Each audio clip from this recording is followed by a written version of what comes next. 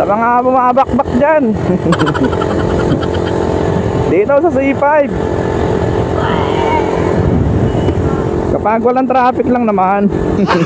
Kasi sobrang traffic dito, makakasangot eh. Pag sa umaga, walang gaanong ano dito, traffic. Tulad ngayon, nung oras na, medyo may kaunting traffic na rin. Pero okay naman yan, dire-diretso naman. O, diba?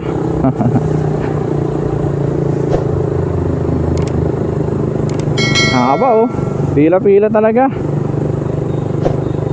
Kasi pagdating dito sa may flyover mga kasangot, two-way na lang yan eh. May mga truck pa, may mga lubak pa. Kaya nagta-traffic na sobra, may mga lubak.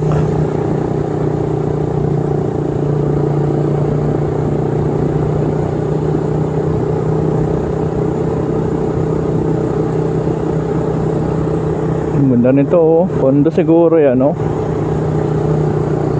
Kondo nga oh.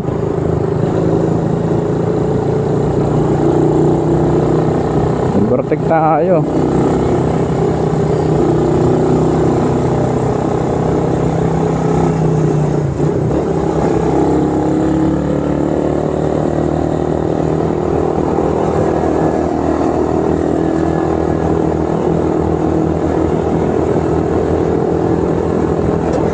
Ay over na tayo mga kasangot dito sa itaas.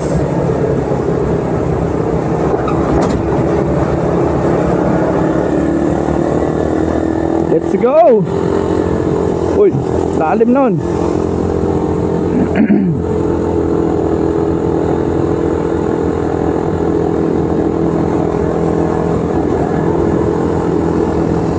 Gitna-gitna lang tayo mga kasangot.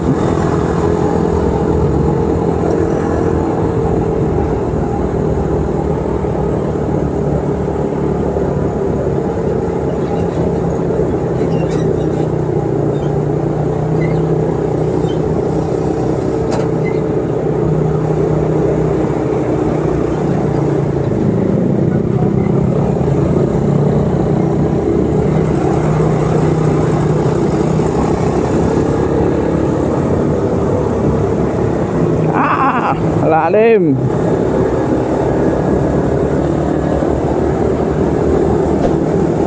Ingat pala kayo dito ngayon mga kasangot. Gawa ng madulas ang kalsada, maulan. Saka ingat kayo rito, may mga butas. Saka mataas na ano sa espalto na iipon, nagiging humps. Delikado kapag hindi mo kabisado yung lugar eh, kalsada. Kasi mabibigla ka na lang. Pero ako naman mga kasangot, ilang beses na rin ako nadadali dito sa parang humps na yan. Sa ano, espalto yan eh, naiipon. Kakadaan ng sasakyan. Lalaki pa naman dito, puro truck. Eh hindi maiwasan. Lalo na kapag sa gabi, madilim. Lalo na pag maulan, hindi mo rin mapansin mga kasangot eh.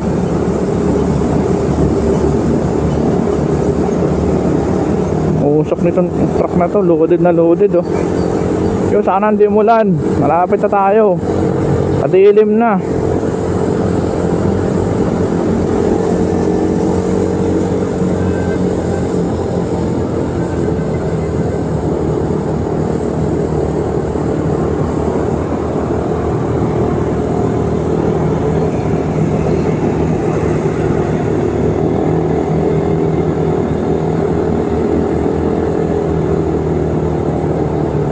Siguro mga kasangot, yung bike ring dito sa C5 gagawin sa EDSA.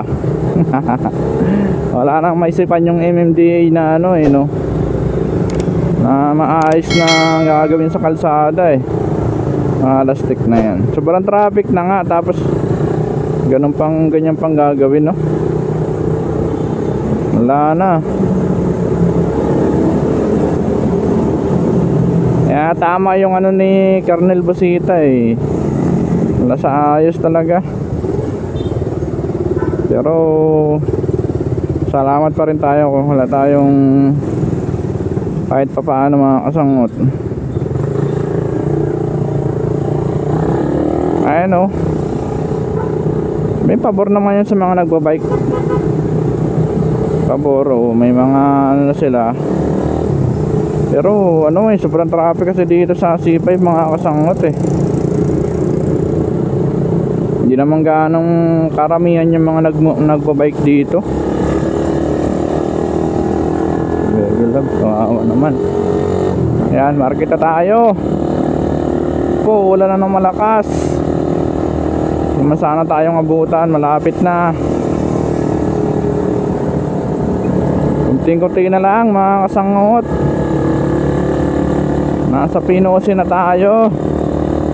Ikaw, lumalamig na.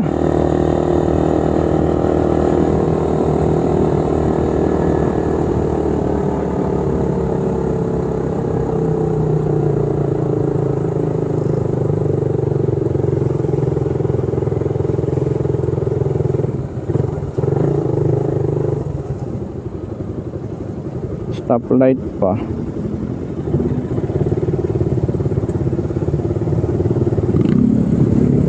Yun, sakto.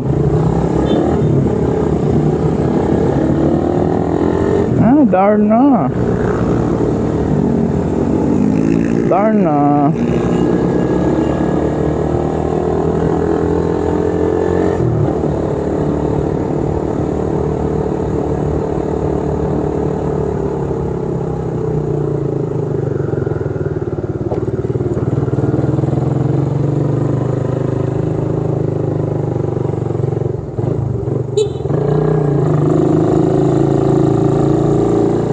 Uy, ganang tropa.